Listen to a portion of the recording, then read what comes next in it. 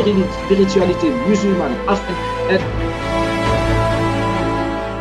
l'association des ulémas, notamment, plusieurs discours. Je pense la question. C'est pas nouveau. Il n'existait pas des opposants. Le discours était homogène. Il y a pourquoi c'est les soufis qui appellent. C'était financé, bien documenté et bien sourcé.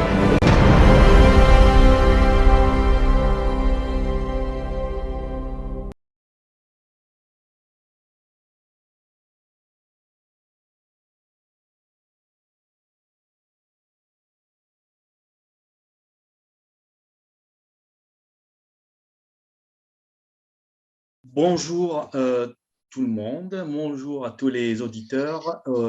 Pour finir cette série d'entretiens avec M. Djabel Khair, nous souhaitons vous partager quelques lectures, notamment par rapport à ce qui avait été dit que la révolution passe aussi par la lecture.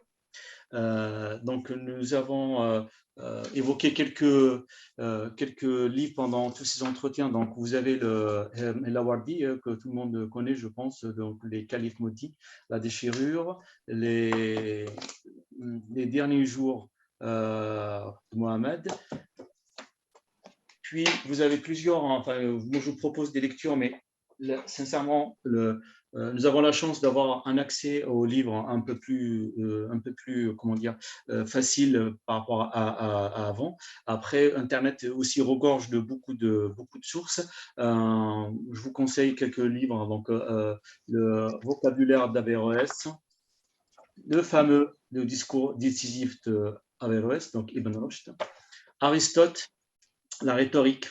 Donc Averroès a beaucoup parlé de la rhétorique utilisée justement par les fondamentalistes pour masquer justement la vérité et promouvoir la politique à la place de la citoyenneté.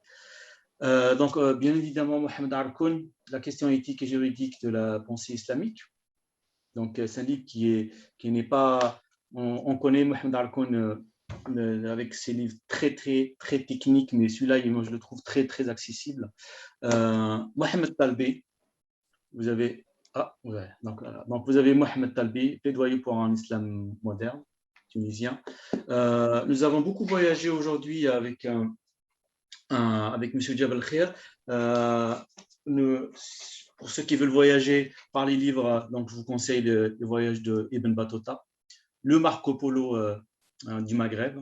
Donc, il y a plusieurs parties. Donc, ce sont des histoires, on va dire entre guillemets, qui sont racontées, qui démystifient comment sont les musulmans à l'époque, pendant ses voyages, son pèlerinage à la Mecque, son voyage en Asie, etc.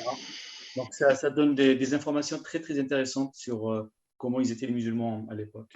Il y en a beaucoup de livres de Ibn Battuta. Donc, celui-là, c'est son voyage passant par l'Égypte vers la Terre Sainte.